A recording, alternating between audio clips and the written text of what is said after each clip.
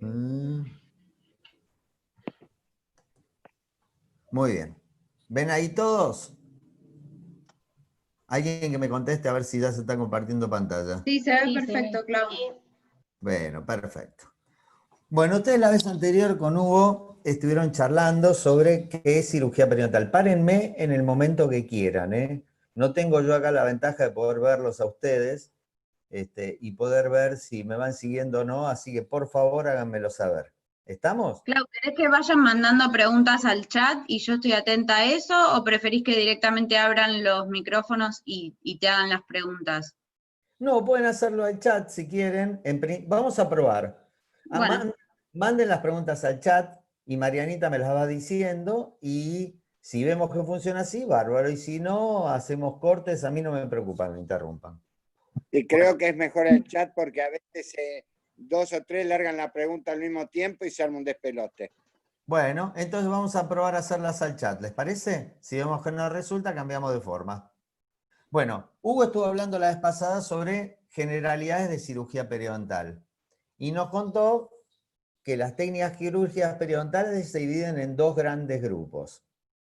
Las técnicas quirúrgicas periodontales terapéuticas, que son las que buscan tratar la enfermedad periodontal, y las no terapéuticas, que, a ver, alguien abre un micrófono y que me cuente, ¿qué son las técnicas quirúrgicas no terapéuticas? Sobre tejidos periodontales sanos para corregir algún defecto que haya quedado, o complementaria a cirugía implantar o rehabilitadora. Perfecto, o sea, primero tendría que tener las técnicas, o sea, tendría que tener tejido sano para ingresar en la rama de técnicas quirúrgicas no terapéuticas, ¿no es cierto? Las técnicas quirúrgicas terapéuticas se dividen en tres grandes grupos: las técnicas quirúrgicas resectivas, las técnicas quirúrgicas reparativas y las técnicas quirúrgicas regenerativas. Estos son los tres grandes grupos en los que dividimos las técnicas quirúrgicas terapéuticas. A ver, ¿cuál será el objetivo de las técnicas resectivas? Tratar de que no sea Fabiana si habla otro. Eliminar la bolsa. Eliminación de la bolsa. Eliminar la bolsa, muy bien. O sea, las técnicas quirúrgicas resectivas lo que buscan es eliminar la bolsa periodontal.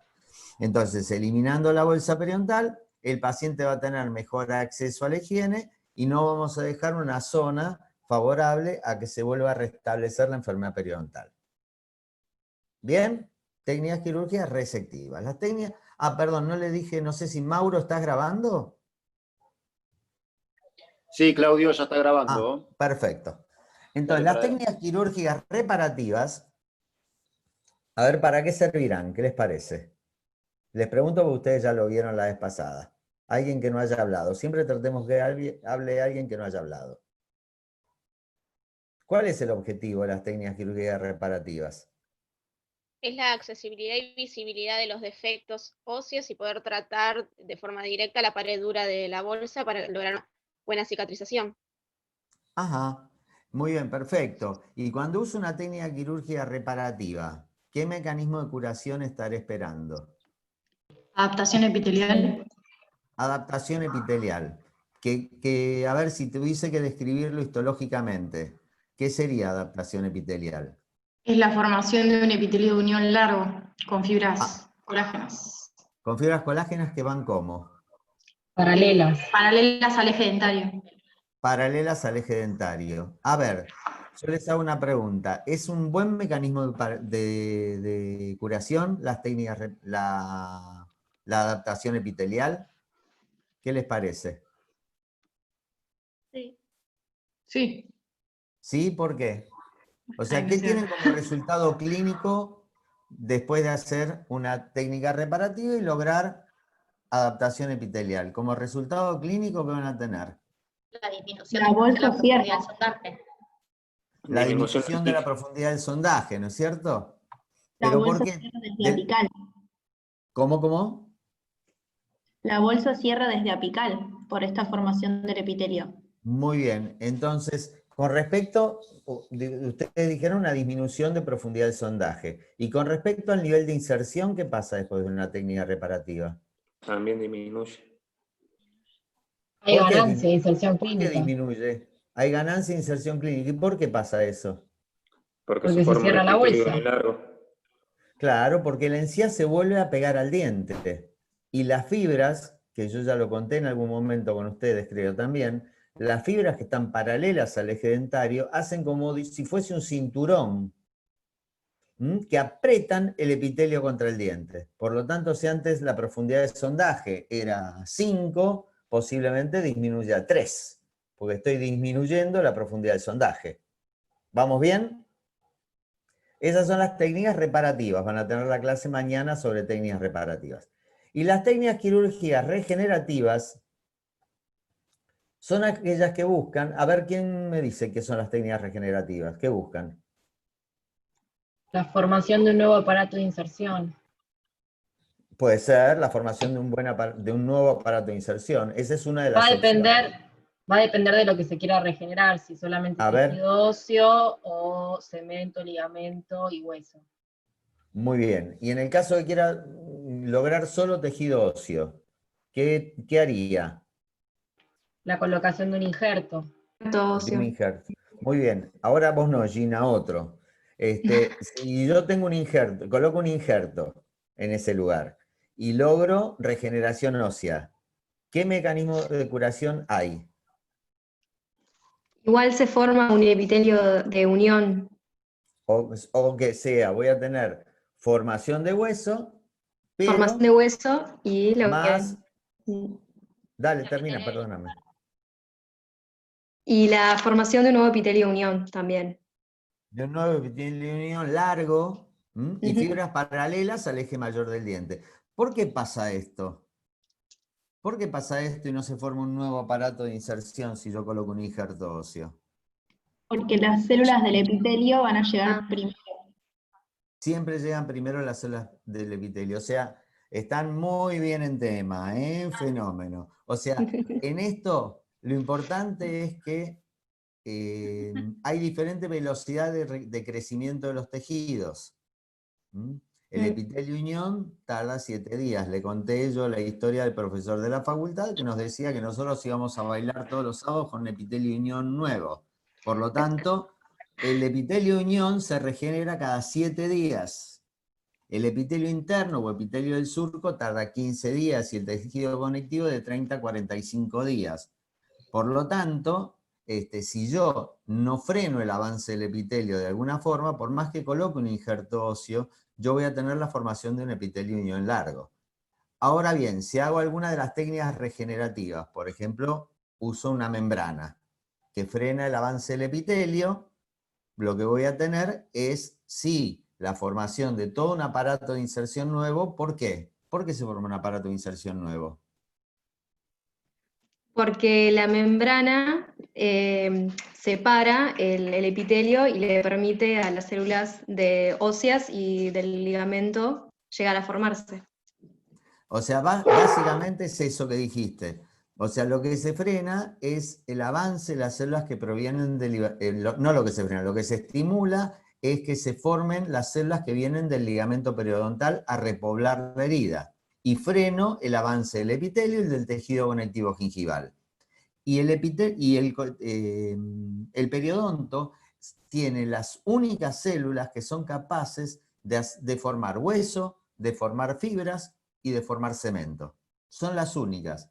Entonces, si yo hago que la herida se repueble con células que provienen del ligamento periodontal, voy a tener la regeneración periodontal. Que después la técnica sea posible o sea más fácil, es posible, que sea más fácil o menos fácil, es otra cosa. Pero esto es lo que buscan las técnicas en membrana. Frenar, hacer de barrera del desarrollo de unos tejidos, priorizando el desarrollo de otros tejidos. ¿Vamos bien? Muy bien. Las técnicas periodontales no terapéuticas pueden dividirse en mucogingivales, paraprotéticas, estéticas, pero esto es otro capítulo. Vamos a las técnicas quirúrgicas terapéuticas, que son las que nos convocan hoy. Y básicamente las que nos convocan son las técnicas quirúrgicas terapéuticas resectivas. A ver, ¿qué se imaginan? Es eliminar la bolsa. ¿Cómo se elimina la bolsa? Con ¿Cómo una se imagina? gingivectomía, O sea, cortándola en sí, sacándola. En la cortando la bolsa encía. y sacándola. Muy bien. ¿Hay otra forma de eliminar la bolsa? Y Con un eliminando colgajo. Ah, Si no, uno, si uno levanta un colgajo, ¿y qué hace? lo Un colgajo desplazo apical. desplazado apical. Puede ser una forma. Muy bien. O sea, tratando el tejido blando, yo puedo eliminar la bolsa. ¿Tengo otra forma de eliminar la bolsa? tratando la pared dura. Tratando la pared dura. Y bueno, esto es lo que vamos a ver ahora. Ah, perdónenme, me olvidé apagar el teléfono.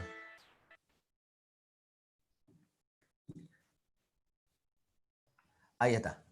Entonces, para eliminar la bolsa, podemos hacerlo a través del tejido gingival, o sea, haciendo una gingivectomía, haciendo un colgajo desplazado apical, o con los procedimientos que se llaman procedimientos de cuña, que hoy mostraron en uno de los casos clínicos. Ahora vamos a ver si lo podemos detallar un poco la técnica para que ustedes la puedan seguir. Pero también eliminamos la bolsa de otra manera, eliminando el tejido dentario. Si yo tengo una bolsa muy profunda en un molar superior, por ejemplo, en la raíz mesial, y yo tengo las raíces divididas y saco la raíz mesial, desapareció la bolsa. Las otras partes de la pieza conservan su profundidad de sondaje habitual. ¿Bien? Entonces, haciendo una radectomía es posible eliminar la bolsa. Y estoy tratando tejido dentario, no tejido gingival. Otra de las opciones que tenemos es la hemisección. En general, la elección de las radectomías es en molares superiores y la elección de las hemisecciones es en molares inferiores, donde tengo dos raíces que puedo dividir por la mitad.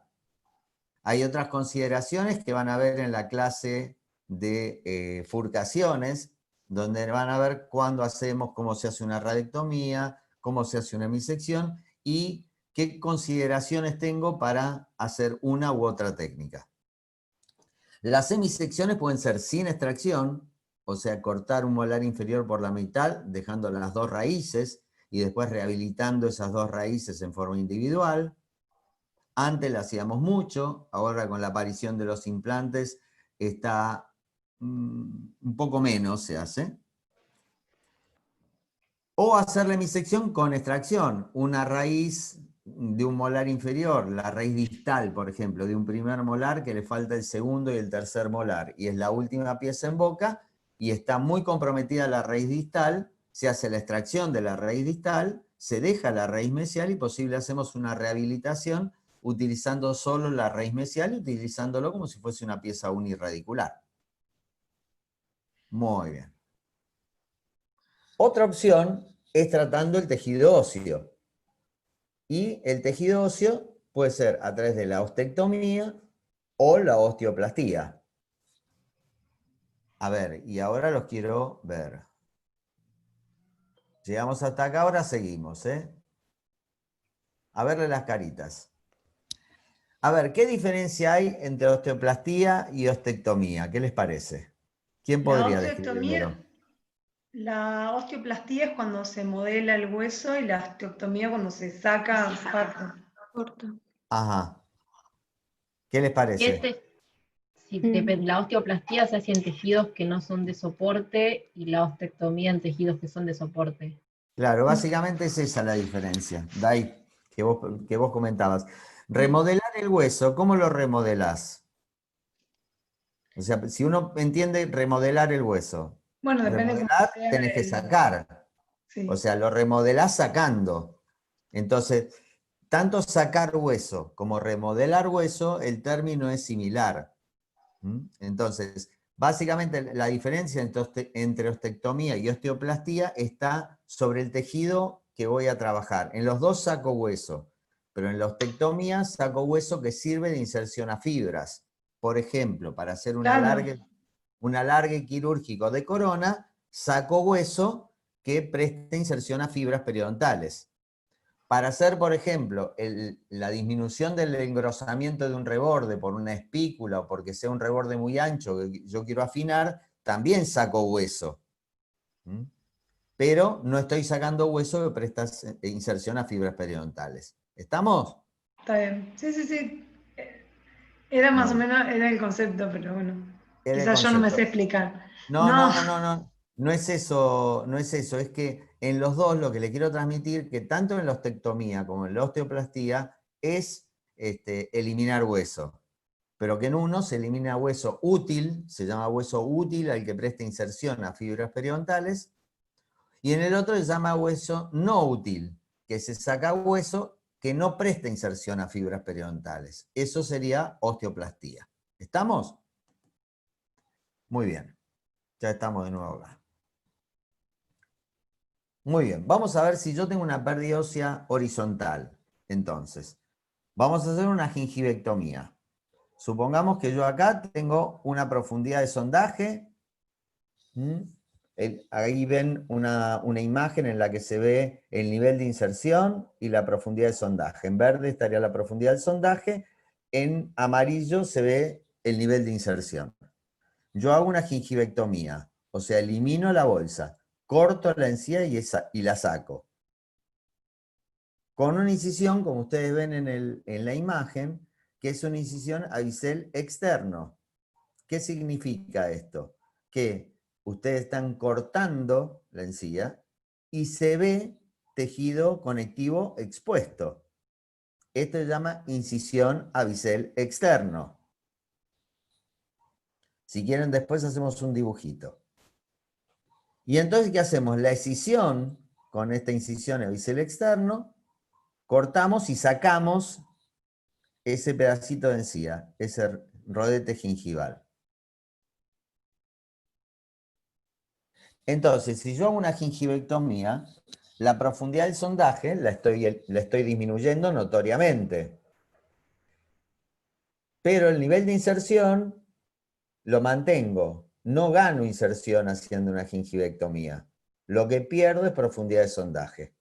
Y esto me permite que el paciente tenga un mejor acceso a la superficie dentaria expuesta, digamos. Por lo tanto, a ver, en una gingivectomía, ¿qué es lo que necesito hacer? Necesito eliminar la bolsa. ¿Qué tejidos elimino eliminando la bolsa? A ver, ¿quién me puede decir? Epitelial y conjuntivo en este caso, ¿no? El epitelio, ¿qué epitelio? El epitelio de unión del surco externo. Absolutamente. Todos los epitelios y el tejido conectivo. O sea, si yo elimino y voy a la figura que ustedes ven en el dibujo, que está tomada del libro del INDE, la figura B, ¿qué profundidad de sondaje me queda después de hacer inmediatamente la gingivectomía? Ninguna. 0, exactamente. Para que la gingivectomía sea como describe la técnica, en la profundidad de sondaje queda 0. Después se va a formar un pequeño surco que ahora vamos a ver en la cicatrización. Les voy a contar un poquito la historia de la gingivectomía. Hace muchos años, les estoy hablando fines del siglo XIX, principios del siglo XX, se estimaba que la culpa de la enfermedad periodontal, ¿saben de quién era? La culpa, siempre hay que buscar un culpable en la vida para todo, ¿no? Eso nos libera de culpa a nosotros. Pero la culpa la tenía el hueso. Entonces, si la culpa la tiene el hueso, ¿cómo se imaginan que eran las técnicas que se hacían de gingivectomía? Con reparo anatómico y se eliminaba el hueso. Claro, se cortaba encía y se cortaba hueso. Si la culpa, hay trabajos que encontramos históricos que hablaban de hueso cariado. Si el hueso está cariado, lo que hay que hacer es eliminar hueso. Por lo tanto, era la época de gingivectomías profundas que se hacían eliminando encía y hueso. Los dientes quedan larguitos, los pacientes se reían y nos mostraban todas las raíces, estaban chochos. Hoy por hoy sería imposible hacer este tipo de técnicas. En el año 1950, un señor que se llamaba Goldman, se le ocurrió que no, que la culpa no la tenía el hueso. La culpa la tenía la encía. Por lo tanto, ¿qué había que hacer? Si la culpa la tenía la encía. Cortar la encía. Cortar la encía y sacarla. El culpable hay que erradicarlo. Si pudiéramos erradicar el coronavirus seríamos mucho más felices. Entonces, si la culpa la tenía la encía, había que cortar la encía. Y esto fue clave en esos años porque era la época de la gingivectomía. Si ustedes le preguntaban, cuando yo me recibí, le preguntaban a colegas más viejitos, ahora yo soy el viejito, pero antes, cuando yo era joven, había colegas más viejitos que yo. Entonces le preguntaban qué, les mandaban anotado, les dieron a un paciente, les decían qué hacer, les dice, fíjate si hay posibilidad de hacer una gingivectomía. La única técnica quirúrgica que existía en esa época, y que se conocía y que era popular para los odontólogos, era la gingivectomía. En el año 1965, con el trabajo de Loe, de gingivitis experimental en humanos, es que cambia el concepto totalmente. La culpa no es ni del hueso ni de la encía, sino que el enemigo que tenemos que considerar es la placa bacteriana. Entonces, si eliminamos la placa bacteriana, él hizo con el trabajo experimental, ¿se acuerdan del trabajo de Loe, no? Que a los alumnos de odontología los hizo dejar de cepillar. ¿Lo tienen? ¿Sí? Sí. Bien. Entonces vio que entre 10 y 20 días todos tenían gingivitis. Y que una vez que eliminaba la causa, que eliminaba esa placa bacteriana, les explicaba higiene y eliminaba los cálculos que podía haber formado, todos se curaban. O sea que la placa bacteriana es necesaria y suficiente para generar inflamación gingival. No así pérdidas óseas.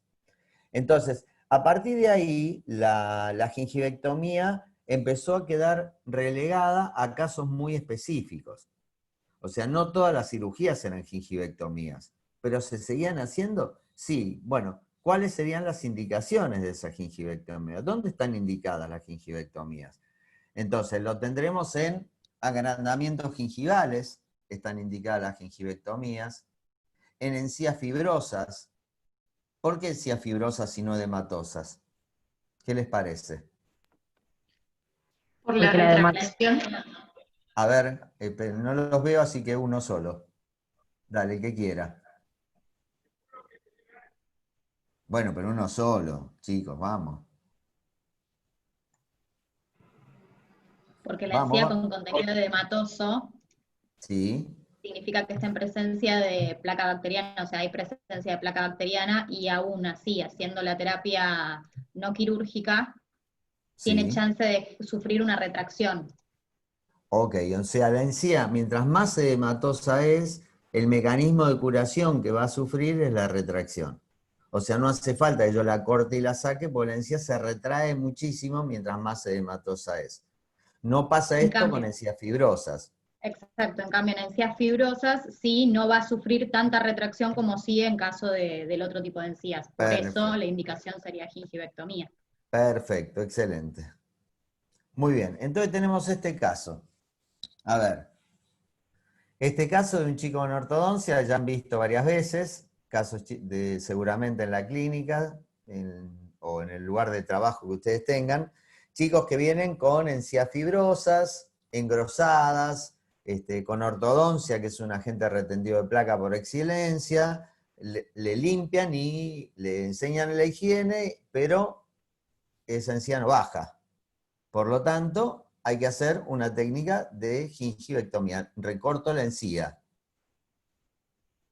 ¿Cómo se hace la técnica? Bueno, primero lo que tengo que hacer es ver qué profundidad de sondaje hay y exteriorizarlo en la pared externa. O sea, yo tengo que ver acá hasta dónde llega la bolsa. Para eso se puede usar lo que ustedes ven acá, que es una pincita de algodón, y pinchar, como está acá abajo, con una sonda, con un explorador, con lo que sea, para lograr lo que se llama puntos sangrantes, y se hace 3 por cara del diente. Por ejemplo, en la cara vestibular hacemos uno acá, hacemos otro acá, y hacemos otro acá. Y pasamos al diente de al lado, y hacemos uno acá, otro acá, y otro acá. Exteriorizamos la profundidad de sondaje. Porque acuérdense que tenemos que dejar bolsa cero en principio. Eso se puede hacer con esto que les dije, o se puede hacer con esta pincita, que es una pinza que se llama Crane y Kaplan. Crane y Kaplan. Crane y Kaplan. esta pincita es como una pincita de algodón que tiene un espolón. ¿Lo alcanzan a ver? Tiene un espolón acá. Entonces uno pone el espolón del lado de afuera, del otro lado entra dentro de la bolsa periodontal y marca un punto sangrante. Entonces, ven, acá está con la pinza de Crane y Kaplan en un modelito para que ustedes puedan ver cómo se coloca. Una vez que hicieron eso, marcan 3 puntos sangrantes, como ustedes ven acá, por pieza dentaria, hasta dónde llega la profundidad del sondaje. Un detalle muy importante es que si yo necesito marcar estos puntos sangrantes y mi incisión va a venir a nivel o un poquito apical de este punto sangrante, tengo que tener la cantidad suficiente de insertada. Si no tengo la cantidad suficiente de insertada, voy a eliminar totalmente la insertada, generando no enfermedad, pero sí riesgo. Un paciente que le falta insertada tiene más riesgo de tener contaminación que un paciente que tiene toda su insertada. Entonces, así voy a hacer la incisión. Pues entonces, miren cómo se ve la cara del bisturí. Es porque yo estoy haciendo la incisión apical al punto sangrante, porque si el punto sangrante me daba acá, que es hasta donde yo puedo exteriorizar la profundidad de sondaje, yo para hacer un bisel externo, que es más o menos 45 grados, esto es relativo, pero más o menos, tengo que irme apical al punto sangrante. Y me tiene que quedar apical a ese punto a esa incisión que hago, me tiene que quedar suficiente cantidad de insertada para no eliminarla totalmente.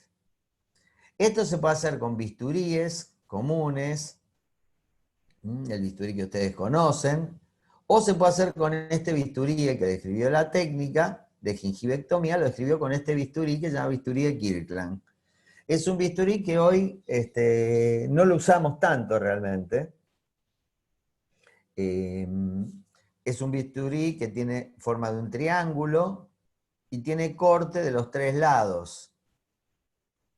Fue diseñado específicamente para esta técnica quirúrgica. Hoy con el bisturí Bud Parker, que son hojas intercambiables, la encía, que muchas veces es muy fibrosa, nos permite tirar la hojita y poner una hojita afilada y seguir trabajando. Muy bien. Acá tenemos la incisión hecha del paciente. Incidimos las papilas, la zona de las papilas también. O sea, incidimos acá, 45 grados, incidimos las papilas porque vamos a eliminar este rodete. ¿Ven? Ahí tenemos. Y este es el bisturí de Orban, que ustedes lo tienen en la listita, que este bisturí es bárbaro, no solamente para esto, sino para levantar un colgajo. Yo uso muchísimo el bisturí de Orban, y en el posgrado utilizamos muchísimo el bisturí de Orban. Entonces, con esto se incide la zona de las papilas para poder eliminar el rodete. Acá ven que también esto se puede hacer con esta tijerita, que se llama tijera Goldman-Fox. Goldman-Fox. Esta es una tijerita que también se usa para incidir las zonas interdentarias. Y esto queda así.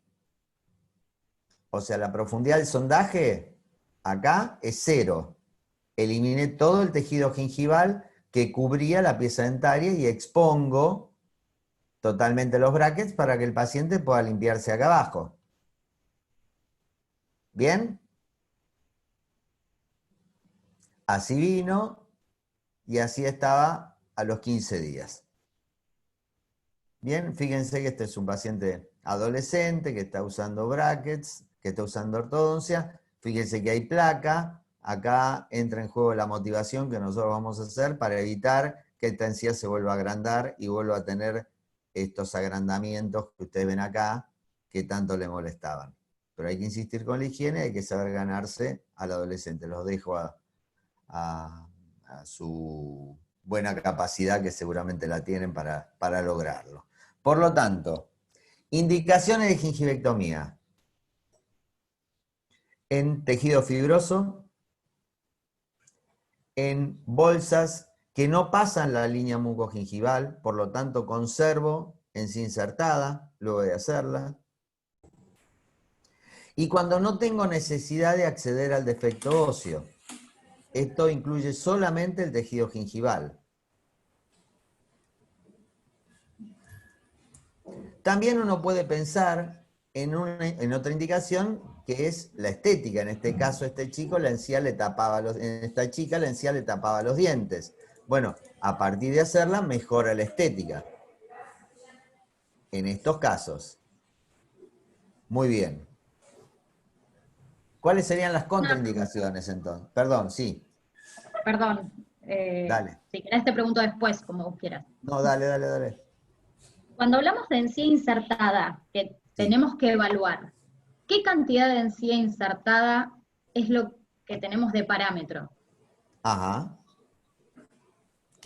A ver, ¿cuál es la pregunta? No entendí. Claro, ¿qué cantidad de encía insertada me marca a mí si yo puedo o no hacer una gingivectomía? A ver, perdón, salgo de pantalla. A ver, ¿qué les parece a ustedes? ¿Qué cantidad de encía insertada me indica? A ver si alguno me puede ayudar a contestarla. ¿Cuál es la cantidad mínima de encía insertada que yo necesito? La suficiente que le permita hacer los movimientos. ¿Quién sos, María Elisa? Florencia. Ah, Florencia, no veía quién era. Florencia, decime. La cantidad suficiente que le permita al paciente hacer los movimientos de los labios de manera correcta. A ver, un poquito más. ¿Quién me puede ayudar?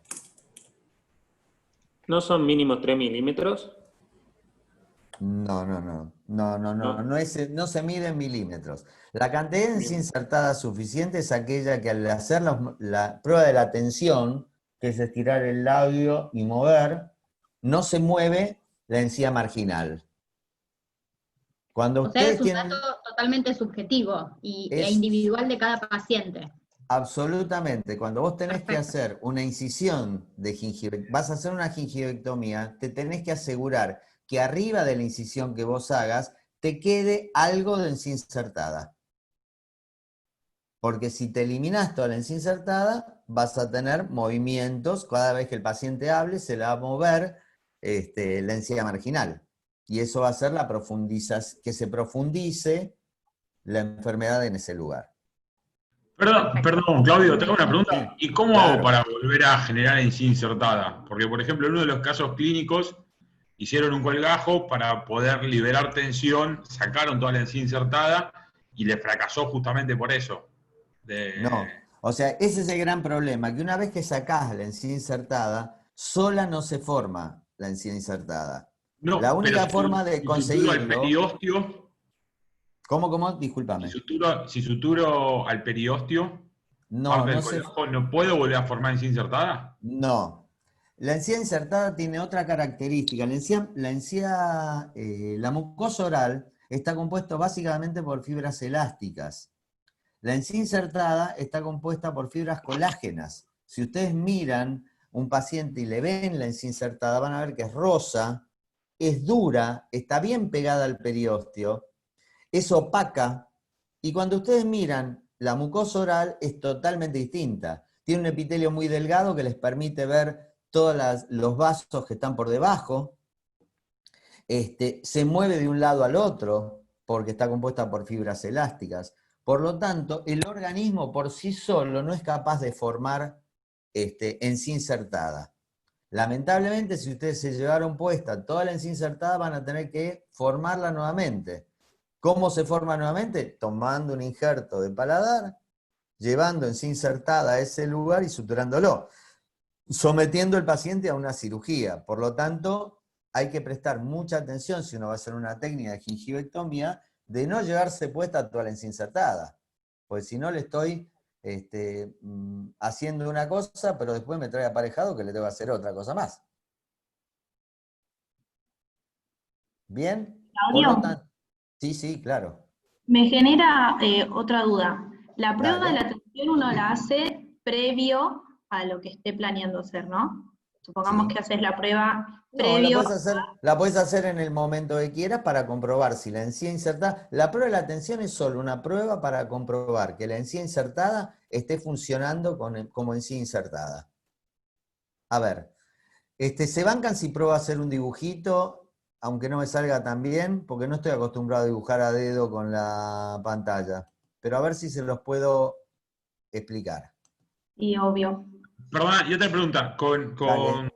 Con tejido conectivo lo puedo lograr en encía insertada, y con Aloderm o con Mucoderm también puedo lograr en encía insertada. Lo que busca es eso, exactamente. Tanto un injerto de tejido conectivo, o sea, autógeno, o con estos compuestos que vos nombraste, que es lo que vieron hoy a la mañana, lo que se intenta es de lograr encía insertada en ese lugar. Es ganar encía insertada. Justamente. A ver, vamos a ver. Qué difícil que es esto.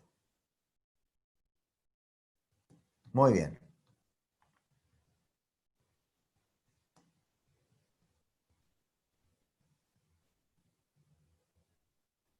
Uy, me quedó muy flaco el hueso ahí.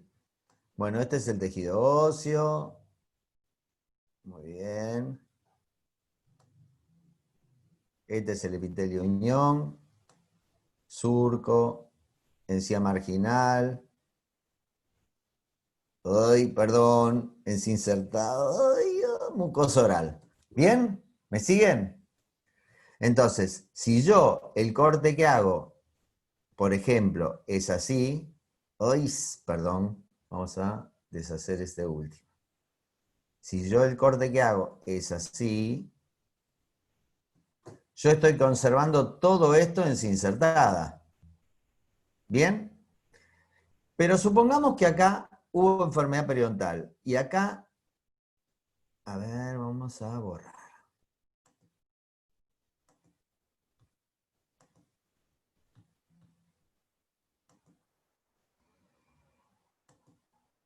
Supongamos que yo tengo el tejido óseo. Uy. No pensé que iba a ser tan difícil esto, chicos.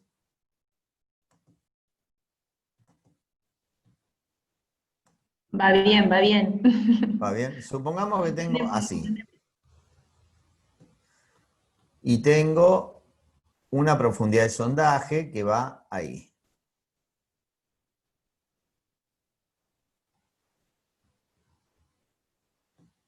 A ver, toda esta encía antes era encía insertada, ¿no es cierto? ¿Pero por qué se llamaba encía insertada? ¿Quién me cuenta por qué se llama encía insertada? Porque está insertado el hueso. Porque está insertada el periósteo, exactamente, que está acá. Esto está insertado. La cáscara de naranja son justamente los puntitos esos que se ven por la inserción de las fibras que se unen al periósteo. Ahora bien, acá no hay periósteo, porque no hay hueso.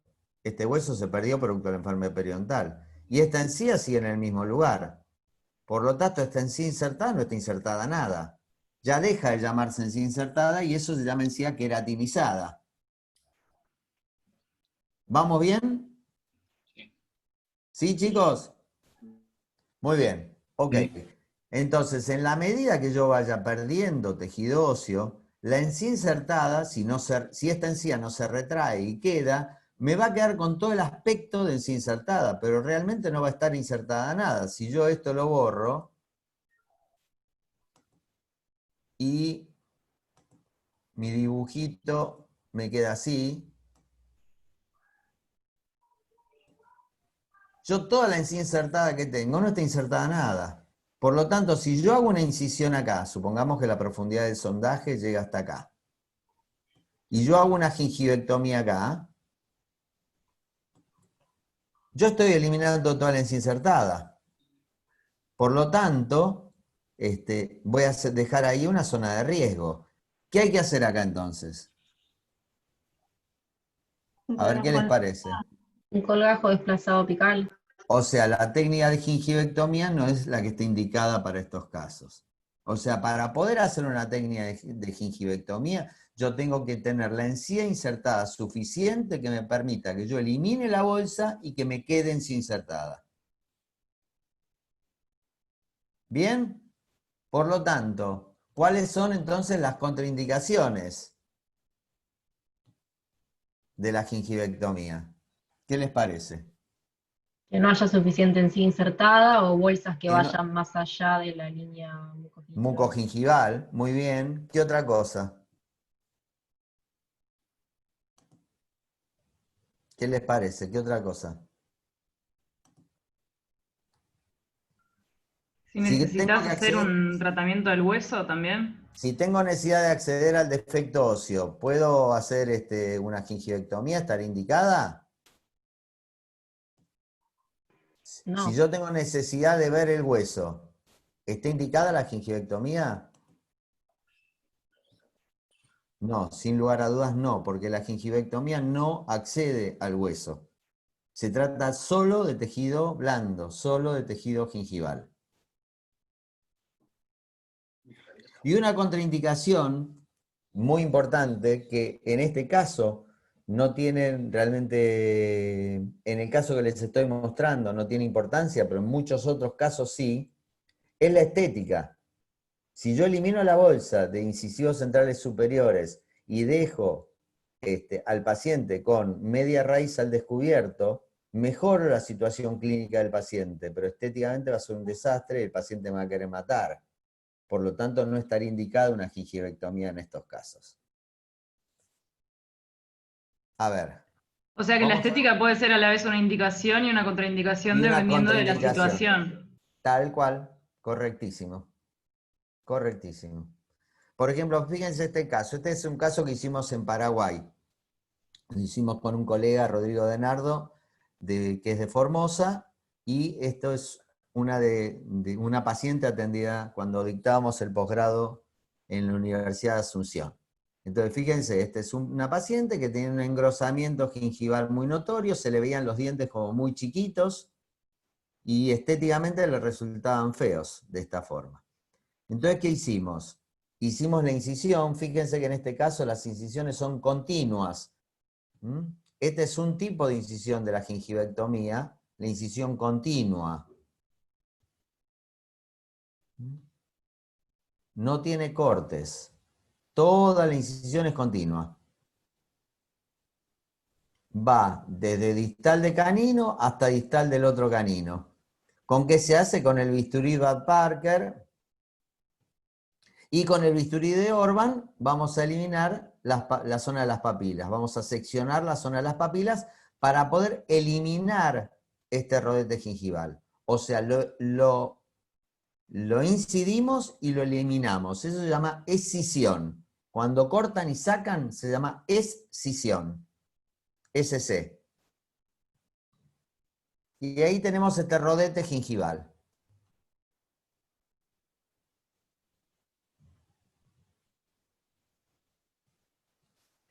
Este caso es otro caso diferente, donde las incisiones son discontinuas. O sea, esta empieza acá y termina acá.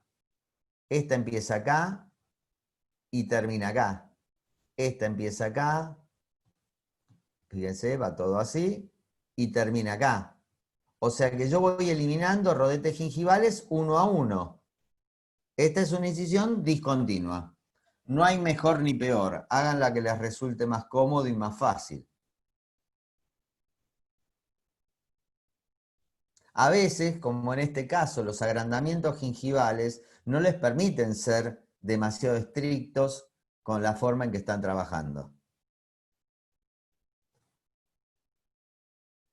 Hay que eliminar el rodete y hay que eliminar el rodete y no se puede ser tan puro desde el punto de vista técnico.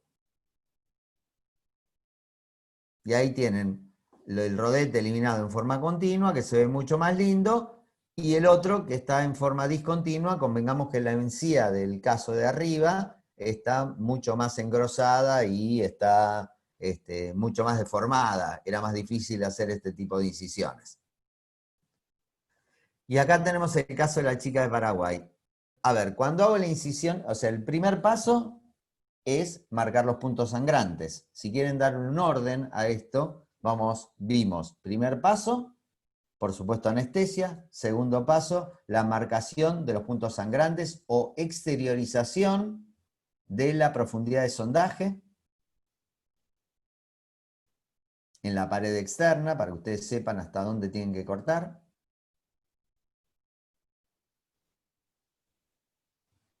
Tercer punto es la incisión a bisel externo, continua o discontinua,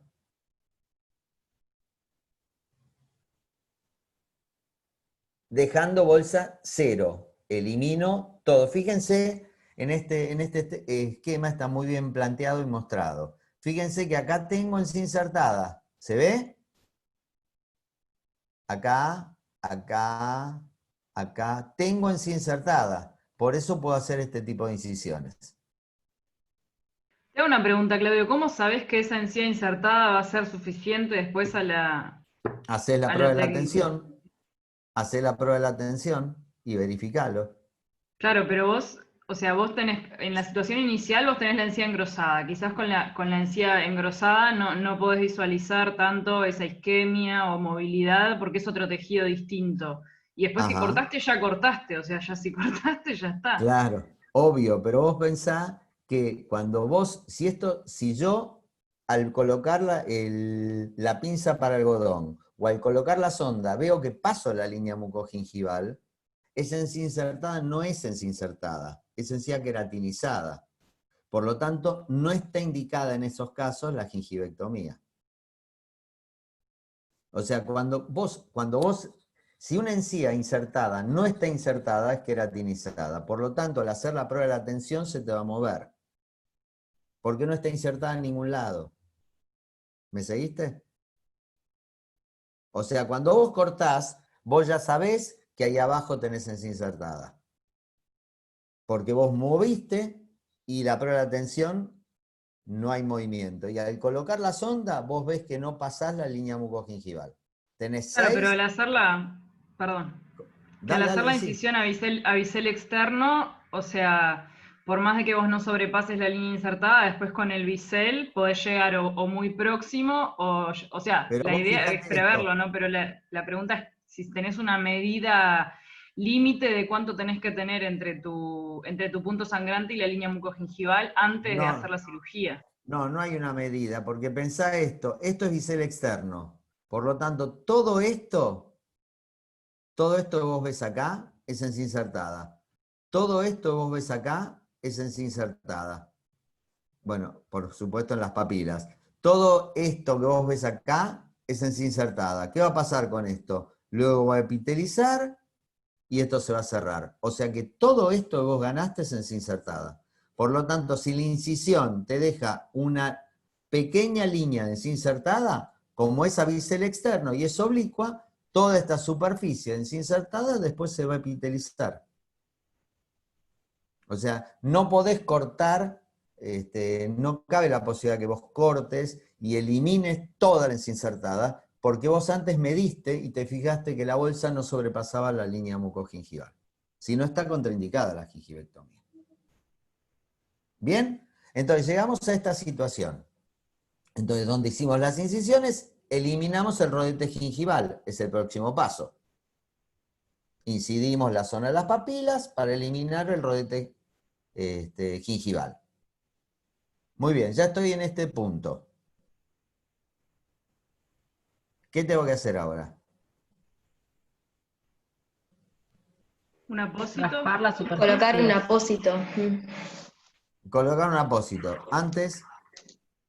Raspar la superficie radicular. Esa es la clave. Piensen que están tratando enfermedad periodontal, por lo tanto tengo que raspar esto. Ese agrandamiento puede deberse a diferentes causas, pero uno muy posible es que haya placa y cálculos. Por lo tanto, primero tengo que limpiar todo esto. Raspo, limpio. Y después sí, voy a biselar. No dejo estos bordes agudos que ustedes ven acá. No dejo esta línea, la hago desaparecer. La tengo que redondear mucho más. Toda esta línea que está acá. Por lo tanto, o con el bisturí, o con una tijerita, lo que hago es ir recortando este rodete, este ángulo marcado que tengo ahí, lo voy recortando y lo voy eliminando.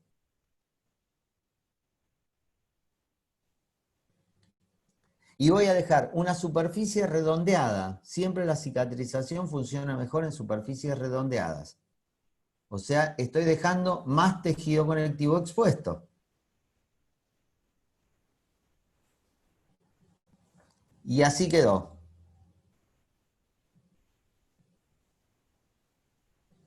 Fíjense, estoy dejando todo este tejido conectivo expuesto. Pero todo este tejido conectivo es encinsertada. Le falta el epitelio, pero es encinsertada.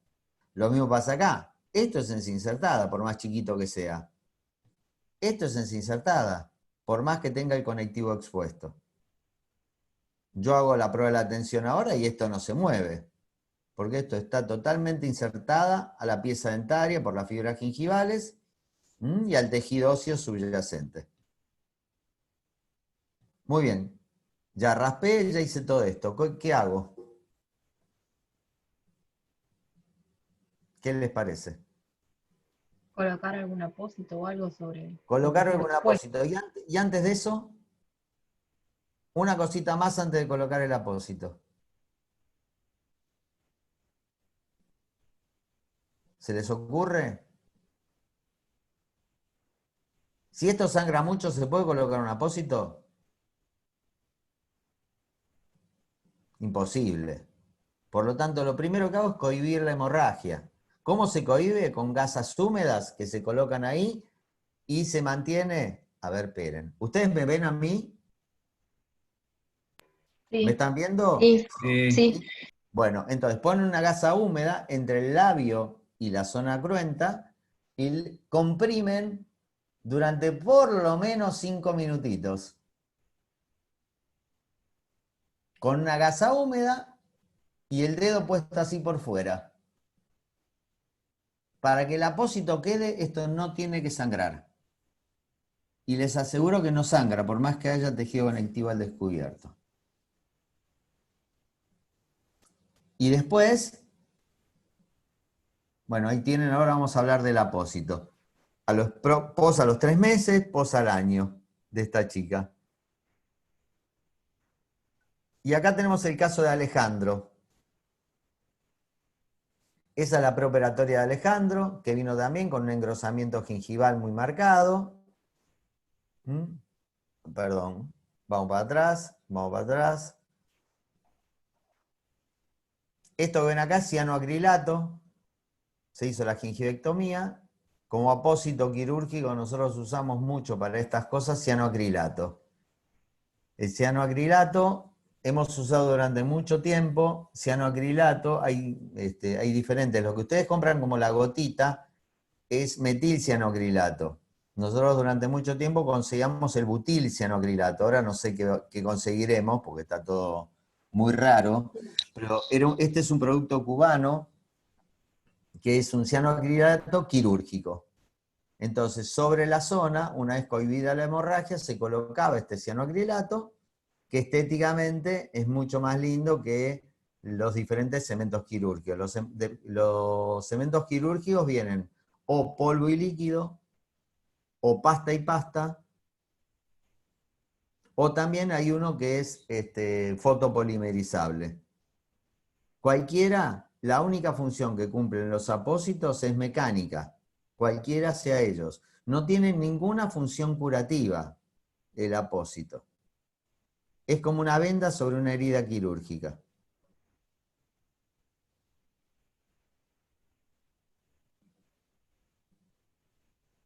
¿Bien?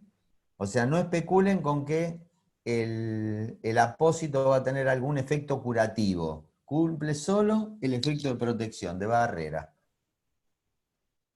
¿Ven? Ahí arriba tienen el de pasta a pasta, que parece un chicle, puesto sobre la encía de este paciente.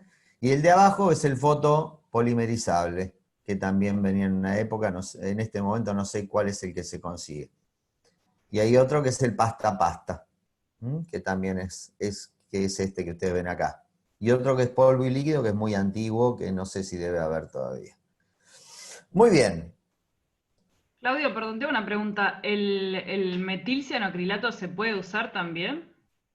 El metilcianoacrilato no está directamente indicado. A ver, si bien se usa la gotita hace años en pediatría, por ejemplo, cuando los chicos se lastiman, pero sirve para aproximar heridas y sellar en el medio, como si fuera una sutura. Si yo tengo tejido conectivo expuesto, lo ideal es utilizar un elemento que no sea tóxico, y el metilcianoacrilato es más tóxico. El alcohol metílico es tóxico. No sé si se acuerdan que hace algunos años se encontró un vino que estaba contaminado y estaban contaminados porque lo habían puesto alcohol metílico. El alcohol metílico es tóxico. Entonces, lo ideal es usar, cuando tienen tejido conectivo expuesto, butilcianoacrilato. ¿Bien? A ver, ¿cuánto tiempo se deja el apósito? ¿Qué les parece? ¿Una semana? 2 semanas. 7 a 10 semana, días. 2 semanas. Más o menos. ¿Y de qué depende? La velocidad del epitelio de formación. ¿De cuándo yo tengo el turno, de cuándo tengo el turno libre para atenderlo y sacárselo? No, eso no. De la velocidad de formación del epitelio. Por lo tanto, ¿en todos los casos va a ser igual? Evidentemente no. Evidentemente no. Vamos a mostrarle cómo es la cicatrización y vamos a sacar la conclusión ahora. Al día 0, yo tengo una herida, según el esquema que ustedes tienen acá. Esto está sacado del libro de Carranza-Glickman. Al día 0, ustedes tienen una herida donde hay tejido conectivo expuesto y tienen bolsa 0, ¿no es cierto? Esto es al día 0, así queda. Al día 2 empieza a formarse un coágulo que cubre la herida. Todo ese tejido sangrante empieza a poblar y a cubrir la zona de la herida, el tejido conectivo expuesto, como mecanismo de protección. Y esto sucede por debajo del apósito quirúrgico que ustedes han colocado. O sea, el apósito quirúrgico iría acá. ¿Bien? Al día 4 sigue estando el coágulo, pero hay un epitelio que empieza a crecer a un promedio de 1 milímetro por día, aproximadamente, para cubrir un nuevo tejido de granulación que se está formando a partir de este tejido conectivo expuesto. Por lo tanto, en esta situación tenemos el coágulo, tenemos el epitelio que empieza a cubrir y tenemos una formación de un tejido conectivo, tejido de granulación, perdón, que se está formando. Un tejido de granulación muy joven, muy nuevo, lleno de neocapilares y fibroblastos, que empiezan a repoblar la herida también. Y un tejido epitelial que lo va cubriendo para protegerlo. Al día 6, aproximadamente esto, ya tenemos el epitelio que llegó a la pieza dentaria y un tejido de granulación que está formado debajo. A partir de ahí yo ya no necesito un apósito quirúrgico.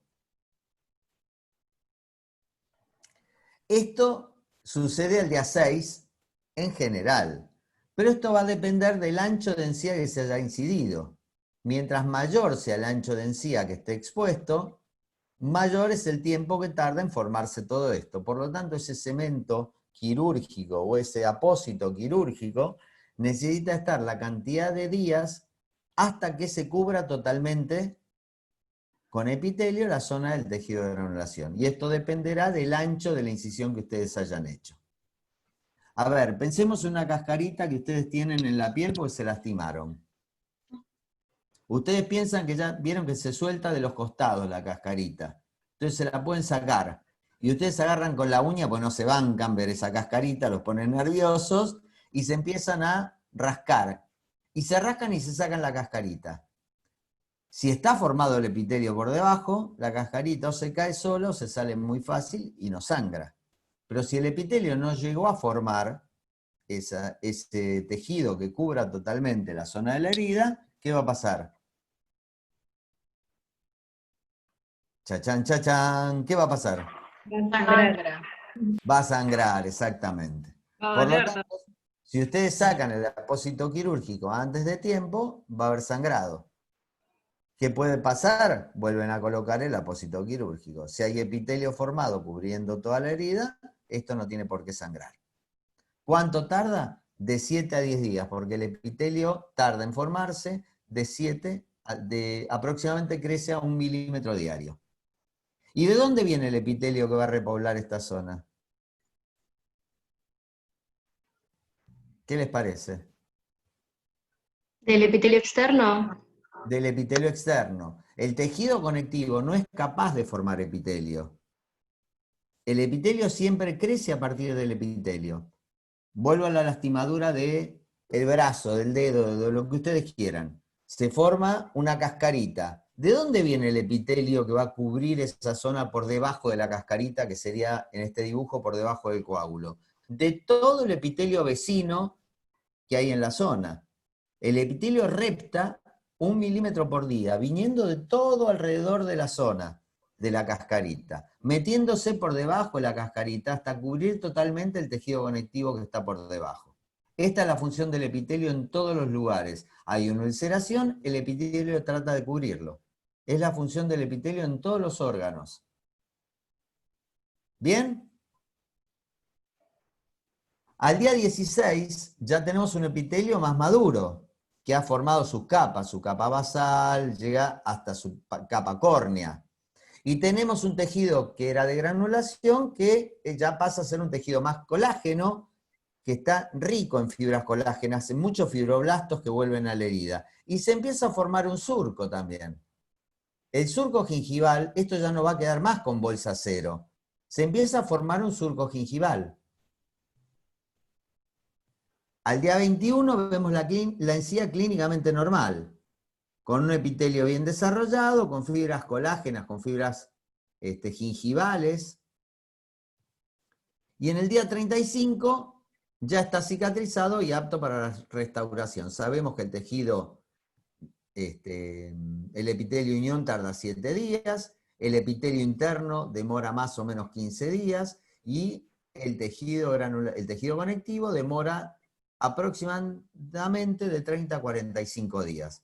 Por eso va a estar apto para la restauración recién a partir del día de 30 a 45 días. Todo esto es aproximado en tiempo. Por lo tanto, a ver, si ustedes tuviesen que hacer una restauración en un molar inferior y hacen una gingivectomía, ¿cuánto tiempo tendrían que esperar una vez que terminaron la gingivectomía para hacer la restauración, la corona? En vestibular de un molar inferior tienen que hacer una corona. En un molar inferior, en un 46, tienen que hacer una corona. ¿Cuánto tiempo demoran en hacer la restauración? 40 días. Sí, en 40 días lo pueden hacer. ¿Por qué? En 40 días lo pueden hacer. Porque le hace el tiempo que termine de madurar el tejido conectivo.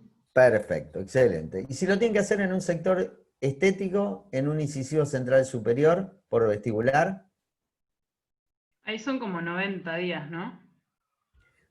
No hay un tiempo determinado, pero la sugerencia es que si ustedes tienen que hacer una restauración estética en un central superior, esperen más tiempo, porque si yo muestro fotos de la evolución de cualquier tratamiento, van a ver como ustedes lo van a ver en la clínica cuando lo hagan, van a ver que con las fotos bien agrandadas, cuando vean la papila, después del tratamiento, cómo quedó el día que terminaron el tratamiento, cómo quedó a los 15 días, cómo quedó a los 30 días y cómo quedó a los 4 meses, van a ver que la encía sigue desarrollándose y cicatrizando. Por lo tanto, si tengo que buscar una solución estética, ¿qué haría? Le pondría un provisorio bien adaptado en ese central superior, porque la estética es importante. Diferente es lo que pasa en un molar inferior, donde la estética no importa demasiado si se retrae un poquitito más y me deja el borde de mi restauración al descubierto. ¿Bien? Bien, bien. Ahí tienen a Alejandro. Preoperatorio, posoperatorio 15 meses después. de hacer la gingivectomía. Fíjense la formita de las papilas. La forma de la pieza dentaria. En el caso de la chica de Paraguay, el preoperatorio, el posoperatorio al año.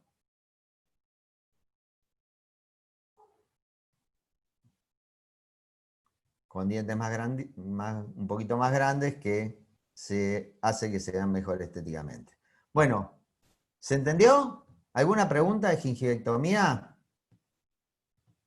Claudia, una consulta. Claro.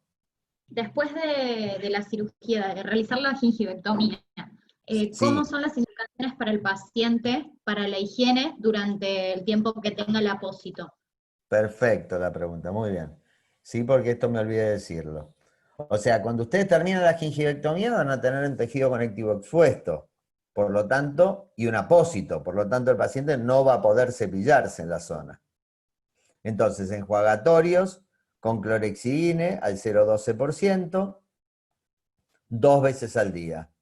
Y la zona esa no cepilla. El resto de la boca la puede cepillar normalmente. ¿Y en cuánto tiempo lo voy a ver? De acuerdo al ancho de encía que haya cortado. De 7 o 6 a 10 días, qué sé yo. Perfecto, gracias. Y una vez que lo veo a la semana, le saco el apósito quirúrgico, pero el tejido, como ustedes vieron, el epitelio es muy delgadito y el tejido de granulación está en plena formación. Por lo tanto, sigo con los enjuagatorios. O sea, le voy a tener 15 días con los enjuagatorios y a partir de ahí el paciente va a empezar a cepillarse con cepillos extra suaves para no lesionar el tejido conectivo y el tejido epitelial que está tan nuevito y recién formado. Antibióticos no están indicadas en las gingivectomías, no entra dentro de las indicaciones generales. Analgésicos puede tomar si le molesta y no más que eso. Y te hago otra pregunta. Dale. Soy preguntona hoy. No, pregunte. Cuando hablábamos de los tejidos... No se imaginan qué lindo que es verles las caras y no ver una presentación PowerPoint que me parece que me estoy hablando a mí mismo. Pero bueno, son cosas de las pandemias. Dale, contame. Cuando hablábamos de qué tejidos se eliminaban durante la gingivectomía, dijimos que se elimina el epitelio de unión, epitelio de surco, epitelio externo, más el tejido conectivo. ¿Sería correcto, esto a nivel histológico, sería correcto decir que se elimina la encía marginal, toda la encía marginal? Sí. Es un término que estaría correcto. Sí, correcto, sí. Se elimina todo. Lo que es importante que ustedes tengan en cuenta es que no hay media gingivectomía. O sea, una gingivectomía lo que busca es eliminar la bolsa. Cuando ustedes terminan de cortar, la bolsa es 0. Bien. ¿Bien? Perfecto. Listo, gracias. Dale. ¿Cuál es el objetivo exactamente de eliminar el epitelio de unión y no hacer un corte tipo apenitas por encima, o sea, dejando una bolsa 0 también, pero... A ver, la intención de lo que les estoy diciendo es que ustedes eliminen todo, que no les quede resto. Realmente, si vos lo evaluás clínicamente, es muy difícil establecer si eliminaste la primera célula o la segunda célula del epitelio de unión. El concepto es bolsa 0. Tengo que llegar al epitelio de unión, me tiene que dar bolsa 0, no me puede quedar una bolsa de 2 milímetros, porque si no, no estoy cumpliendo con la técnica pura de gingivectomía. ¿Bien? Claro. Y a partir de esa bolsa 0, o sea, vos tenés, a ver si puedo ahí, vos tenés, sí, está perfecto. Tienes el epitelio, te acortaste, hiciste así, y ahí se va a formar un nuevo epitelio. ¿Qué es lo que va a pasar? ¿Se va a profundizar acá esto un poquito más? O sea, no perdés inserción, se va a... No perdés inserción, se te engorda la encía para arriba. Ahí para formar el surco, o sea, crece va a hacia crecer, arriba. Tal cual, va a crecer un poquito para generar un surco. ¿Bien? Yo tengo una pregunta. Más, chicos? Dale. Sí, yo. ¿Dónde estás? ¿Qué pasa? Acá, Pía. Pía, espera, que no te encuentro. Ahí está, Pía. Ya Acá te vi. estoy. ¿Qué pasa si, yo no sé si los apósitos se pueden salir? ¿Qué pasa si al paciente se le sale? Obviamente que le pedimos que vuelva y se lo volvemos a colocar, pero a veces, no sé, no está cerca del consultorio. A ver, si los apósitos se salen al primer día, el paciente va a estar muy molesto, porque no Bien. solamente impide que sangre, sino también hay terminaciones nerviosas en el tejido conectivo. Por lo tanto, cualquier cosa que coma o tome que sea medio irritante, llámese salado, llámese con vinagre o jugo, le va a arder mucho al paciente. El apósito lo que busca es proteger la zona de la herida. Si se sale a los 2 días, yo te diría que se lo vuelvas a poner. Si se sale al día 5 o 6 y al paciente no le molesta tanto, yo te diría que no hagas nada. Gracias. Pero siempre que quede claro que el apósito no tiene ninguna función curativa, solo protección externa.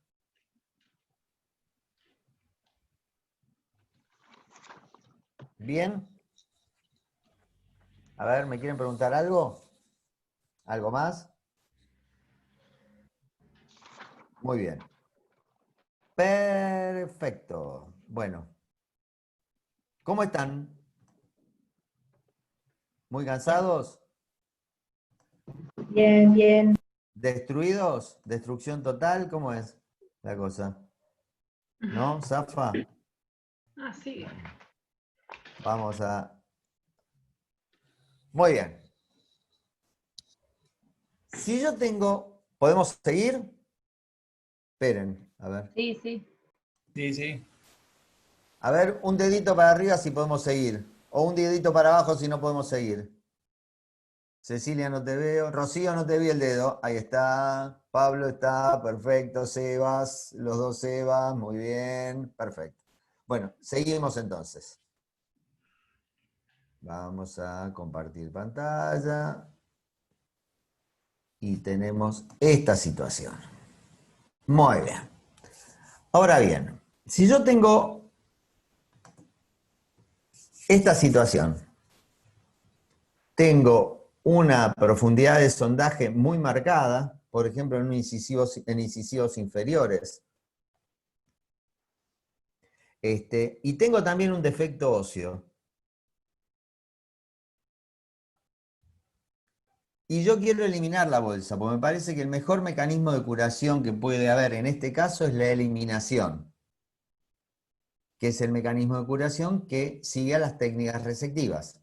No es un mecanismo de curación específicamente, pero vamos a tomarlo como mecanismo de curación.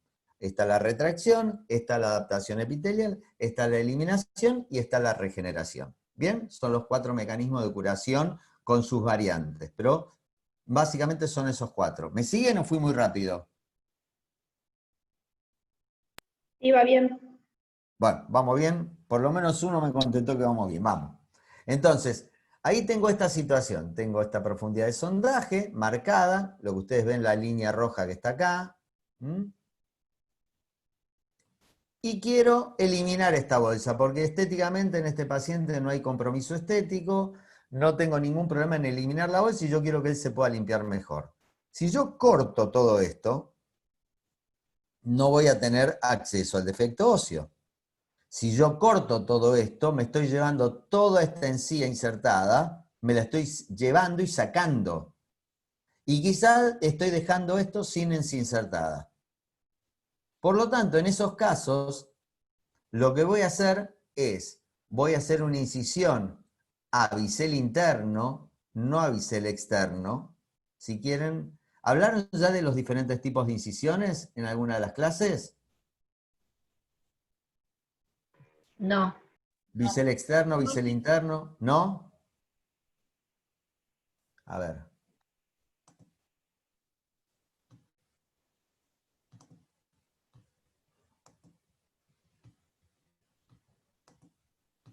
Vamos a...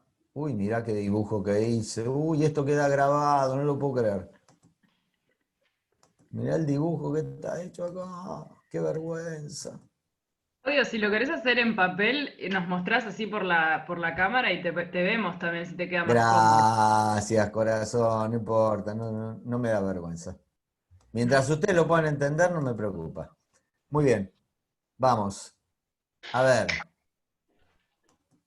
Si yo tengo esta situación.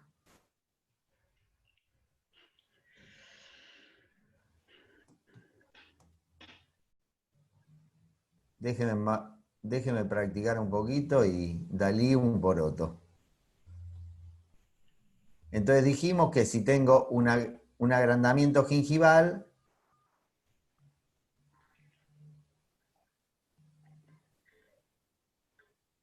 ahí está. Yo voy a hacer una incisión a bisel externo, que era así, la de gingivectomía. La incisión a bisel interno es una incisión que parte de aproximadamente 1 milímetro del margen gingival y llega hasta el tejido óseo. La incisión a bisel externo, y esto no se los dije antes, ¿qué reparo tiene? ¿Hasta dónde llega? Dentario. Reparo dentario, esto es muy importante y no se los dije antes. La incisión a bisel externo es una incisión que tiene reparo dentario. La incisión a bisel interno es una incisión que tiene reparo óseo. La incisión a bisel externo ya les conté qué tejido eliminaba. Y la incisión a bisel interno, ¿qué tejido se elimina? Si es así. A ver si podemos hacerlo así. ¿Qué tejido elimina?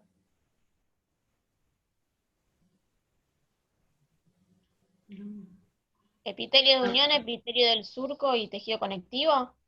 Epitelio unión y epitelio del surco y tejido conectivo. Y si yo repongo esto después, ¿voy a dejar tejido conectivo del descubierto como en la gingivectomía?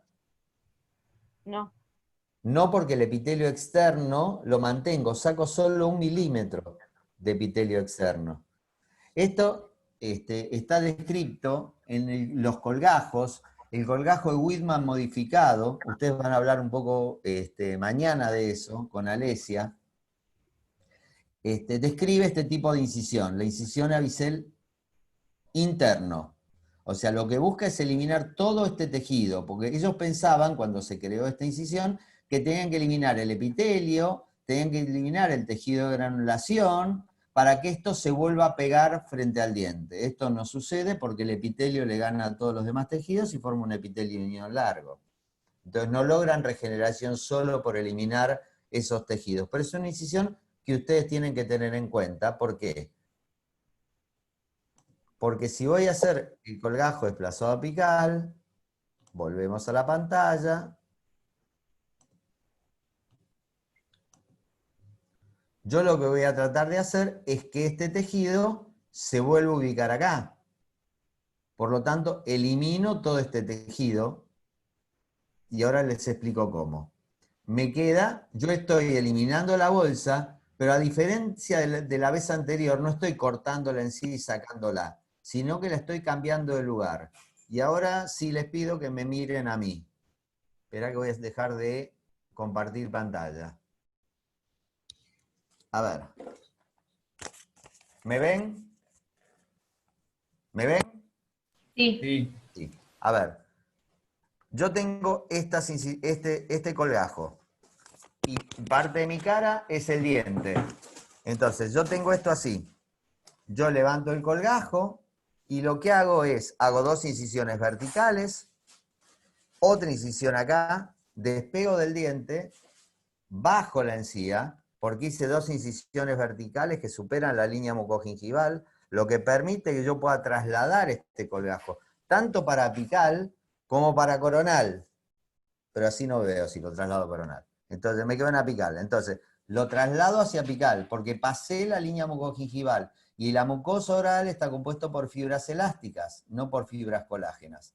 Por lo tanto me permite hacer este movimiento y ponerlo acá.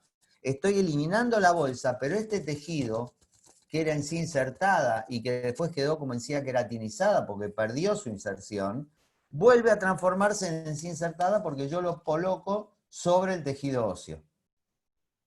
Y para eso sí tengo que hacer la incisión a bisel interno, porque si quiero que esto se pegue sobre el hueso, tengo que tener el tejido conectivo que se pegue sobre el hueso. No puedo tener epitelio metido acá adentro, porque no se va a pegar sobre el hueso. ¿Se entendió? Sí. ¿Alguna pregunta de esto? Perdón, Claudio, ¿me repetís el final? Cuando dije alguien entendió. ¿Qué Justo parte antes. del final? Decime porque no me acuerdo lo que dije. ¿Qué parte del final? Me perdí cuando estabas hablando, o sea, explicaste que lo desplazabas abajo y dijiste algo del conectivo que me perdí. Perfecto. Si yo levanto el colgajo, no hago ninguna incisión a bisel interno, dejo el epitelio que está como pared de bolsa, lo dejo acá y traslado hasta acá, este epitelio actúa como barrera y no se me va a adherir al tejido óseo. Por eso yo tengo que hacer una incisión a bisel interno, porque tengo que exponer el tejido conectivo para que se apoye sobre ese tejido óseo, si no, no se apoya. ¿Ahora sí? Si no, Sí, no se sí. pega esto. Entonces estoy, en este caso, esperen que voy de nuevo acá. Estoy de nuevo acá. Entonces,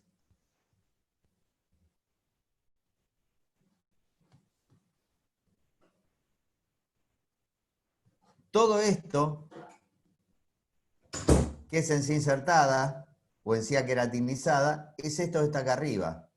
Yo no corté la encía y la saqué, sino lo que hice es incidirla y bajarla. Por lo tanto, fíjense, la profundidad de sondaje está en rojo. El nivel de inserción está acá. ¿Gano inserción con esto? No gano inserción, pero sí disminuyo la profundidad del sondaje. No porque corté y saqué, sino porque corté y cambié de posición la encía. ¿Estamos bien? Nunca lo pude saber. Sí. Gracias, gracias, un sí, gracias Pablo, gracias, en serio. Muy bien, entonces, a ver, si tengo una pérdida ósea horizontal y quiero hacer un colgajo desplazado apical, esto inicialmente, esa es la profundidad de sondaje en verde y el nivel de inserción en amarillo. Entonces, hago una incisión a bisel interno, como lo que ustedes ven acá, y elimino ese rodete gingival que implica el epitelio interno de la bolsa. Voy a levantar el colgajo, ¿ven? Hago una incisión intracrevicular y levanto el colgajo. ¿Bien? Y ahora lo que voy a hacer es desplazarlo hacia apical, como muestra la flecha. Por lo tanto, voy a tener, voy a tener en este caso, si acá logro un epitelio largo, si lo desplacé totalmente no logro epitelio largo, sino que voy a tener el mismo nivel de inserción y voy a tener una marcada diferencia en la profundidad de sondaje. Vamos a ver otro caso. Si tengo una pérdida ósea vertical, tengo defectos óseos, hago la incisión a bisel interno, como hice antes, saco ese rodete gingival con el epitelio, voy a levantar el colgajo, así me queda, y ahora tengo que ver qué hago con ese tejido óseo. ¿Qué hago con ese defecto óseo? ¿Es capaz de ser rellenado? ¿Tiene una sola pared ósea y no voy a tener posibilidades de rellenarlo? Bueno, en ese caso voy a tener que eliminarlo. Lo elimino con una fresa o con lo que sea, me queda así. ¿Qué hago con esta encía que estaba acá? ¿Qué hago? ¿Qué les parece? Lo mismo, ahora lo mismo. Una vez que eliminaste el tejido óseo, es lo mismo. La llevas hacia apical. Lo llevo hacia apical, exactamente, lo pongo hacia apical. Entonces, ¿qué tengo? Tengo el mismo nivel de inserción, pero una marcada disminución de la profundidad del sondaje. Estoy sacando hueso que está formando parte del defecto óseo que tiene esta pieza dentaria. Para contarles rápidamente los defectos óseos, mañana lo van a ver un poquito mejor con Alesia. Este es un trabajo que hicimos para el libro, que lo hicimos con Nora Harfin, en un cráneo, donde tratamos de contar cómo son los defectos óseos. Y los defectos óseos se clasifican según la cantidad de paredes, en defectos óseos de 3 paredes, de 2 paredes o de 1 pared. Defectos óseos de 3 paredes son aquellos defectos óseos que falta la pared proximal, pero tengo pared lingual, tengo pared proximal y tengo pared vestibular. Me falta solo la que está pegadita a la pieza dentaria. Hoy mostraron un caso que era muy parecido a este, no sé si recuerdan, en un premolar inferior, que se veía así. Un defecto de 2 paredes óseas es un defecto de 2 paredes óseas remanentes. Por lo tanto, tengo una pared lingual, tengo una pared proximal, pero me falta la pared vestibular, por ejemplo. Y un defecto óseo de una pared es un defecto óseo donde no hay pared lingual, no hay pared proximal, queda solo acá, un cachito acá, y no hay pared vestibular. Es un defecto óseo que tiene una pared ósea remanente. La mayoría de los defectos óseos, esto está hecho en un cráneo como para poder sacarle fotos y radiografías. Fíjense cómo se ve cada vez más radiolúcido. Cuanto más paredes óseas le faltan. Esto fue hecho en forma didáctica en un cráneo como para poder plasmarlo en el libro. Pero la mayoría de los defectos óseos son combinados. Quizá en la zona más apical es de 3 paredes, la zona media es de 2 paredes y la zona más coronal es de 1 pared ósea. O hay también unos defectos óseos que se llaman cráteres. ¿Qué es un cráter? Es un defecto óseo de 2 paredes, una pared vestibular, una pared lingual y falta toda la parte interproximal. Este defecto, a ver, si yo tuviese que preguntar a ustedes, no si tuviese, les voy a preguntar a ustedes, ¿cuál de estos defectos óseos tiene mejor pronóstico? El de 3 paredes. El de 3 paredes, sí. A ver, Seba, ¿por qué decís que es el de 3 paredes? Porque es un defecto óseo contentivo, o sea, lo que pongamos ahí va a contener el material. Perfecto, ok, perfecto, va a contener el material. Y aparte de eso, le va a llegar irrigación por todos lados. Perfecto, perfecto lo que estás diciendo. O ¿Y sea, los cráteres es el caso también? ideal, perdóname, ahora voy, Pía. Es el caso ideal porque tengo la contención del material de injerto que yo coloque, o la contención del coágulo que se forme en este lugar, y sumado a eso tengo el aporte nutricio de todo el tejido medular que viene de las 3 paredes óseas lindantes. Bien, un defecto óseo es un defecto que tiene buen pronóstico, pero le falta una pared ósea, va a estar menos contenido. Un defecto de una pared habría que evaluar si es bueno colocar un material de injerto o quizá es mejor eliminar esta pared ósea. Esto habría que analizarlo. Y en un defecto combinado quizá injerto en la parte de las 3 paredes y en esta zona que es de una pared quizá la elimino o no, o coloco una membrana para que la contenga. El cráter es un defecto óseo que tiene una pared menos para darle aporte nutricio, pero tiene 2 paredes óseas que contienen bien el material de injerto. Por lo tanto, también tiene una respuesta muy favorable el cráter. ¿Bien? Muy bien, vamos a ver un caso clínico entonces. Este es un caso que hicimos también en la universidad ya hace unos cuantos años. Una paciente con esta situación. Fíjense la cantidad de encía insertada, pero la profundidad de sondaje, al hacer la profundidad de sondaje, sobrepasa la línea mucogingival. Si yo levanto un colgajo en este lugar, me voy a quedar, si yo hago una incisión de gingivectomía, me va a quedar sin encía insertada. Entonces, ¿qué hicimos? Incisión a bisel interno. ¿Ven las incisiones a bisel interno? A reparo, ¿qué reparo? Óseo. Óseo, exactamente. Eliminamos los rodetes, como ustedes ven acá. Hacemos la incisión y eliminamos los rodetes. Y después hacemos las incisiones verticales porque yo voy a necesitar desplazar hacia apical este colgajo. Levanto el colgajo y fíjense los defectos óseos, la forma que tiene este hueso. Entonces, ¿qué hicimos?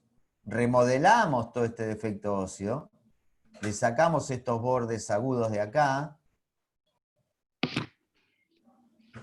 y así nos quedó. Más planito, sin mesetas.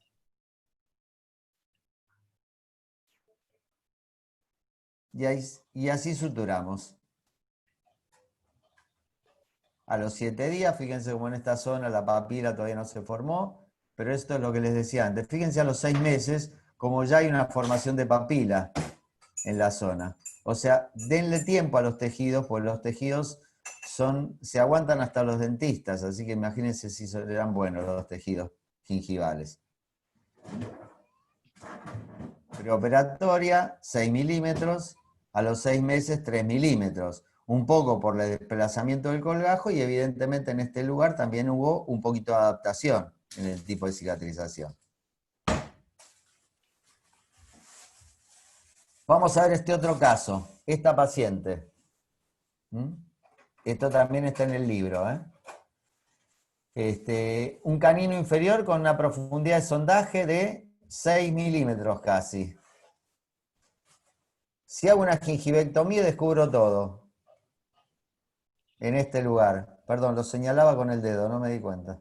Descubro todo esto. Estoy dejando sin encinsertada. Fíjense qué poquito de encinsertada que tiene este paciente. Entonces levanto un colgajo, bien localizado en el lugar. ¿Ven? La encinsertada de los dientes vecinos. No tiene para regalar nada esta paciente. Accedo al lugar. Una pregunta, Claudio. Sí, claro.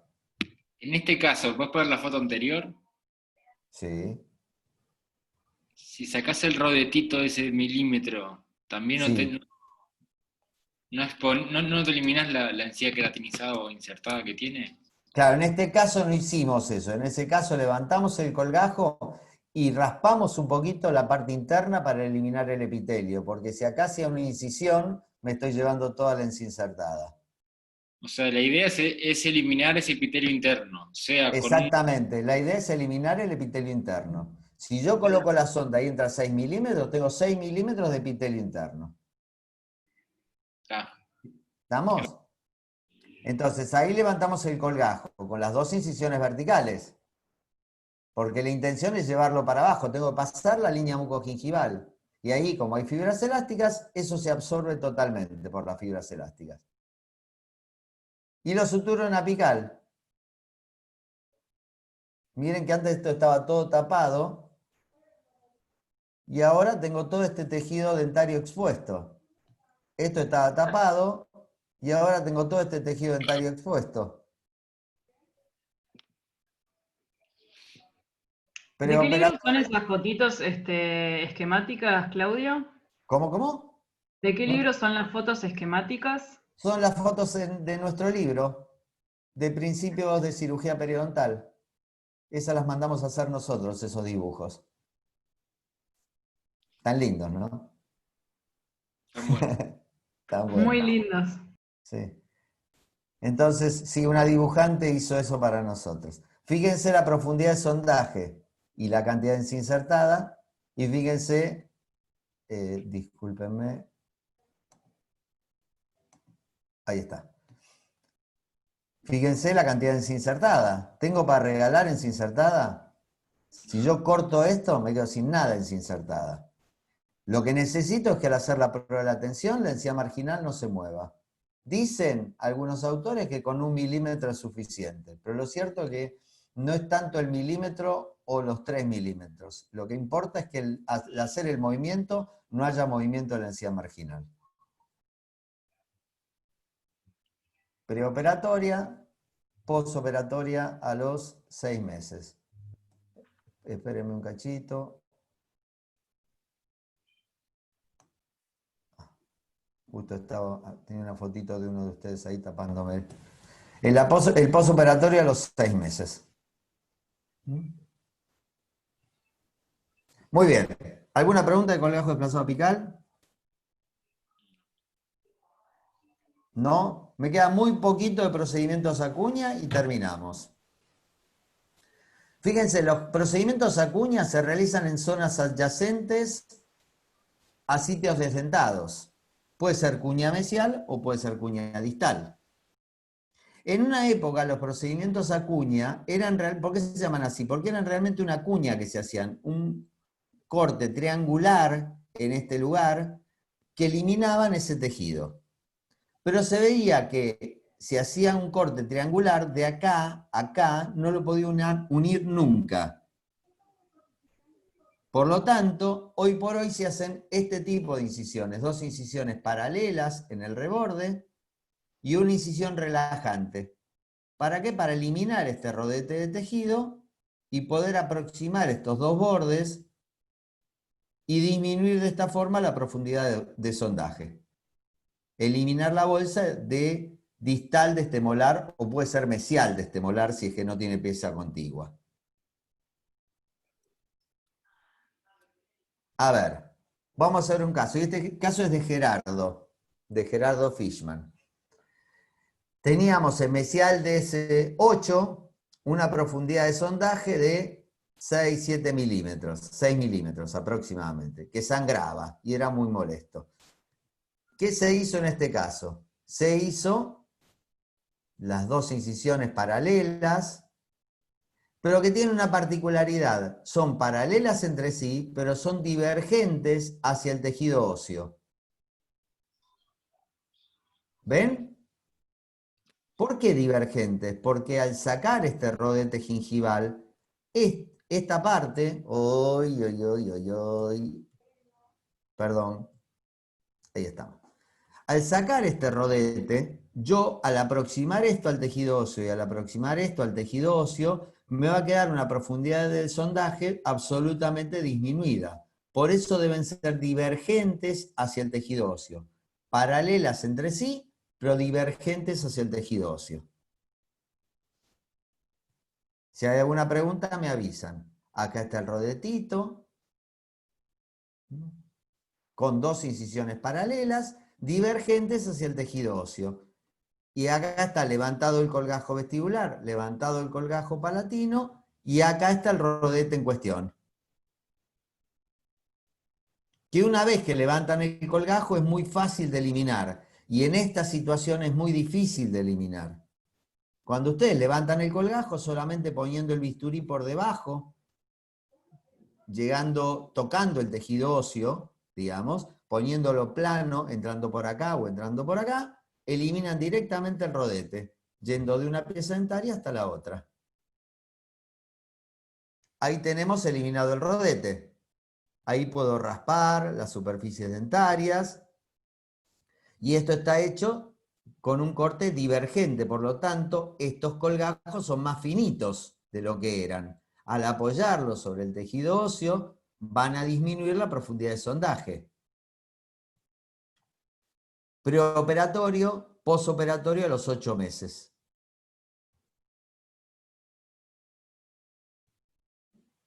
Preoperatorio, visto por palatino. Una pregunta, divergentes, claro. pero de espesor total, igual que en la parte más coronal. No te entendí bien, discúlpame. ¿Son más divergentes, pero del mismo, de espesor total o de espesor parcial? No, son de espesor, o sea, ustedes hacen la incisión, inciden el epitelio y el conectivo, eliminan el rodete y cuando levantan el colgajo, siempre que hagan colgajos exploratorios para tratamientos periodontales, no para estética, como ustedes vieron hoy, los colgajos son de espesor total, porque lo que ustedes quieren es ver el tejido óseo. ¿Ven? Por ejemplo acá, yo necesito ver el hueso, necesito ver la superficie dentaria, quiero ver si hay un defecto acá óseo que quizá lo pueda rellenar. En este caso es una técnica resectiva, pero acá quizá hay un defecto óseo que yo pueda rellenar, o acá, o hay un defecto óseo que yo pueda limpiar. Por lo tanto, tengo que ver el hueso y tengo que ver la superficie radicular. Por lo tanto, cuando hacemos colgajos periodontales para el tratamiento de las técnicas quirúrgicas terapéuticas, requieren colgajos de espesor total. Mucoperiósticos. Hugo, Claudio, ¿solo disminuye la profundidad del sondaje del lado mesial o distal? Según la necesidad que tengas. Estas cuñas se hacen en mesial o distal de una pieza dentaria. Son las técnicas que usás para eliminar bolsa de mesial o distal de las piezas dentarias. No usás para vestibular, usarás una gingivectomía o un colgajo desplazado apical. Por mesial o por distal tenés la posibilidad de hacer estas cuñas. Bien, gracias. ¿Mm? Entonces ahí está el suturado, pos 8 meses visto de vestibular, y visto por palatino, pos 8 meses. ¿Ven? Fíjense que esto no se veía. Acá no se veía. Y acá se ve. Por lo tanto, estoy disminuyendo la profundidad de bolsa, la profundidad de sondaje. Eso es a expensas de eliminación de tejido blando. Posiblemente hay también un poquito de adaptación epitelial, más en apical. Y hay una combinación de mecanismos de curación. Pero estas son técnicas resectivas, que lo que buscan es eliminar la bolsa periodontal. Claudio, te hago una pregunta ahí en este caso, que vos tenés, o sea, al hacerlo hacia mesial, el Sí. molar, el 26, digamos, Sí. le vas a también quitar un poco de Por tejido, supuesto. quizás pierdas inserción en ese molar. No, lo que haces es eliminar tejido blando de ese molar. Seguramente Gerardo optó por esta técnica porque en mesial, en distal del molar, también le venía bien eliminar un remanente de tejido gingival. Si no, hubiera levantado un colgajo y tratado solamente la parte del 8. En esto tenés razón lo que decís, estás comprometiendo a las dos piezas. Seguramente le habrá pensado que era lo mejor posible para realizar en distal de esa pieza también.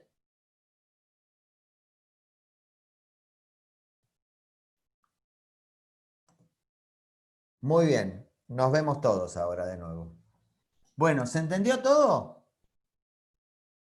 ¿Me quieren hacer alguna preguntita? ¿No? No, se entendió re bien. Bueno, perfecto. Entonces, estas entonces son las técnicas resectivas.